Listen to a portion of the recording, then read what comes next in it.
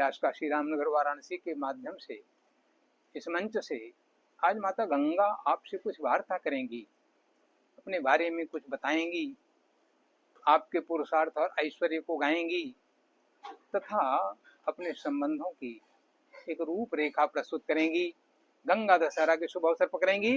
तो आइए सुनते हैं कि माता गंगा का आपके प्रति क्या संदेश है। मैं गंगा हूँ, हाँ वही गंगा जिसे तुमने माँ कहा, जिसकी एक बूंद को अमृत माना, जिसके जल को अंतिम क्षणों में भी अपने अधरों पर, अपने होठों पर लगाने की इच्छा रखी। आज मैं तुमसे अपने हृदय की बात कहने आई हूँ। मेरू पर मेरा जन्म हुआ था, वैशाख शुक्ल पक्ष की सप्तमी तिथि वह मेरा प्राकट्य दिवस था। मैं 7 धाराओं में बहती थी, मेरू पर्वत पर बहती थी, दिव्य लोकों के मध्य मेरा अस्तित्व था। देव, ऋषि, सिद्ध, गंधर्व सब मेरे तटों पर आते थे।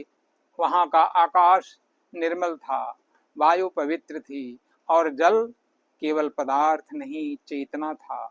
कार्तिकेय के जन्म के समय भगवान शिव की दिव्य रेतस को संभालने का भार भी मुझे ही मिला।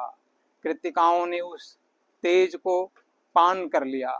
कार्तिकेय प्रकट हुए, तारकासुर का अंत हुआ और देवताओं को एक सुंदर सेनापति मिला। किंतु समय बदलता है। जिस मेरू पर मेरा मूल अस्तित्व था वही धीरे धीरे अंतर्ध्यान होने लगा, और जब मेरा मूल ही अदृश्य हो गया तो मैं भी मानो पृथ्वी से ओझल हो गई। फिर समुद्र मंथन हुआ, देव और असुर आमने सामने आए, 14 रत्न निकले, हिमालय का उद्भव हुआ और सृष्टि ने मुझे पुनः पुकारा। राजा भगीरथ तप करते रहे, उनकी करुण पुकार ने मुझे पुनः पृथ्वी पर आने के लिए विवश किया।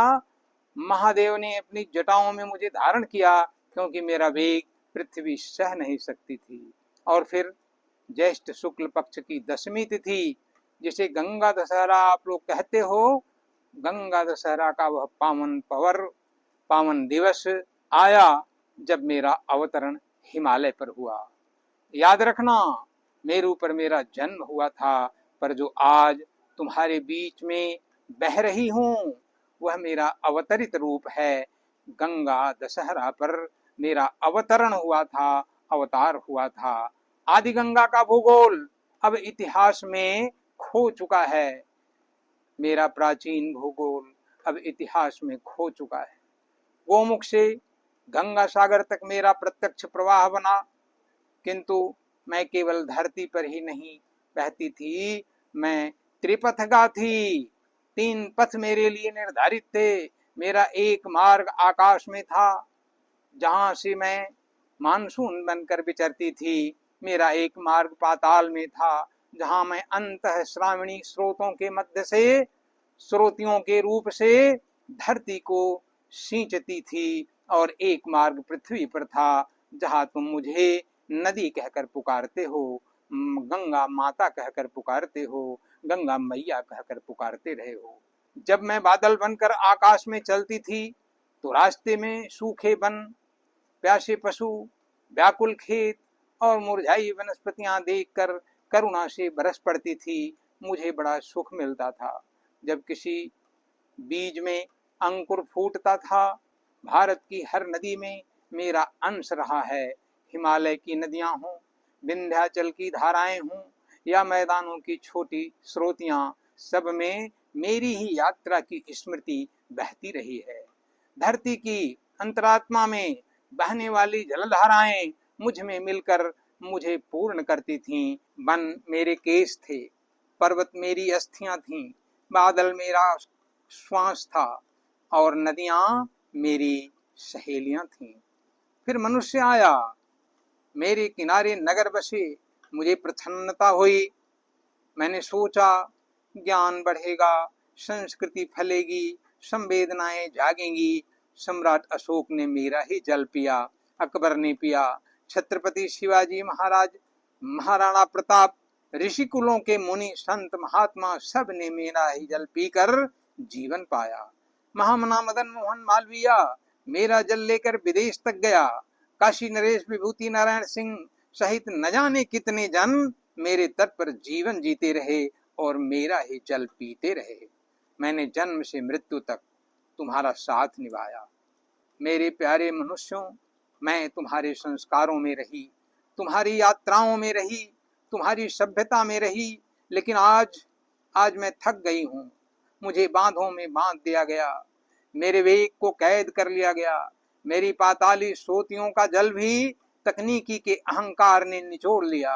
जो धरा कभी स्वर्ग कही जाती थी, वही अब अपने ही हाथों नरक बनने को उद्यत दिखाई देती है। विद्वान भी स्वार्थ में डूब गए, सभ्यताएं सुविधा में खो गईं और मैं मानव के मल जल, रसायन, प्लास्टिक और लोभ का बोझ ढोते ढोते बीमार होने लगी हूँ। मुझे पीड़ा होती है। जिस जल को लोग अपने मस्तक पर लगाते थे, आज उसी जल को देखकर नाक सिकोड़ते हैं। मैं सोचती हूँ, अपने ही बच्चों के सामने मैं इस मैले रूप में कैसे जाऊं। एक समय था जब रसायनों से रंगी मूर्तियां मेरे भीतर विसर्जित की जाती थीं, मेरी सांसें घुटती थीं। तब कुछ सजग प्रयास हुए और मुझे थोड़ी राहत मिली, लेकिन क्या केवल यही पर्याप्त था? मेरे तीनों प्रवाह आज बाधित हैं। आकाशीय प्रवाह दूषित हो गया, पृथ्वी का प्रवाह बांधों में बंध गया और पाताल में चलने वाली सोतियों का प्रवाह सूखने लगा या सुखा दिया जा रहा है अत्यधिक जल के दोहन से। मेरी सहेली नदियां भी रो रही हैं।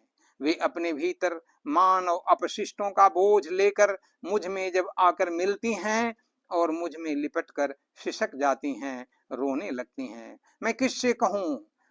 जो आने वाली पीढ़ियां हैं, जो भविष्य के गंगा पुत्र हैं, उन्हें मैं कौन सा जल दूंगी? मैं किस भाषा में समझाऊं कि केवल भाषणों से प्रकृति नहीं बचती। यदि पशु पंछियों को बचाना है तो वृक्ष लगाने होंगे, यदि नदियों को बचाना है तो वर्षा को धरती में उतारना होगा, उसके जल को बाहर गिरने से, बाहर भागने से उसके जल को संरक्षित करना होगा। यदि धरती को जीवित रखना है तो उसे कंक्रीट की कैद से मुक्त करना होगा।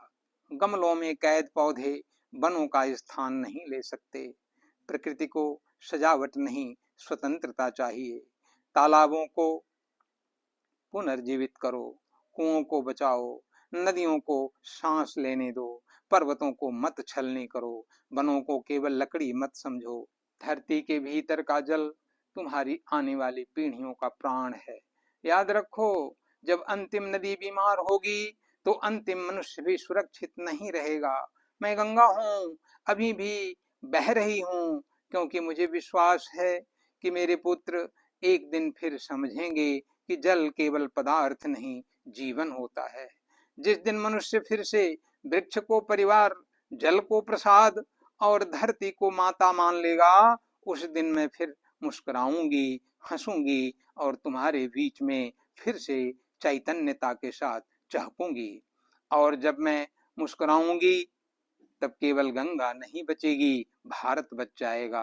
पूरी दुनिया की सभ्यता को मार्ग दिखाने वाला भारत बचेगा। मेरे प्यारे पुत्रों, सदा सुखी रहो।